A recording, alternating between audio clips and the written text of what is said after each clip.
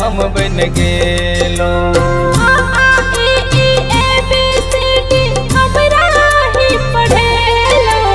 देलो गुरबर ज्ञान काबिल हम बन गेलो, काबिल हम बन गेलो।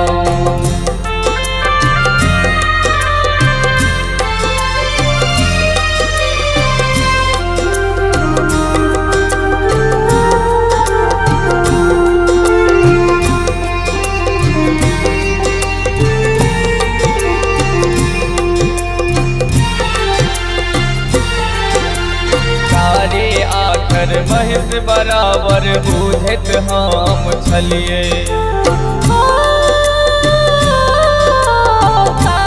आखर महिष बराबर बूझत हम छलिए। अहिक आशीर्वाद सँ पढ़ के बुझलिए। हाथ पकड़ का हमर हमरा लिखा के सिखेलो।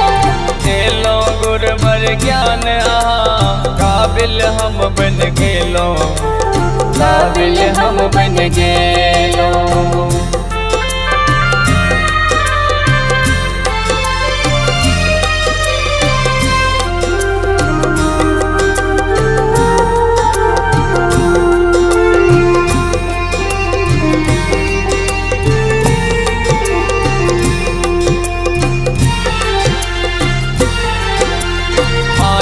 चलो हम ही देलो हमरा आकार यो। माटी छलो हम ही देलो हमरा आकार यो। भांत भांत के बर्तन जेना बनबै कुम्हार यो। कहियो हमरा अहाँ हँसेलो, कहियो खूब कनेलो। देलो गुरबर ज्ञान काबिल हम बन गेलो, काबिल हम बन गेलो।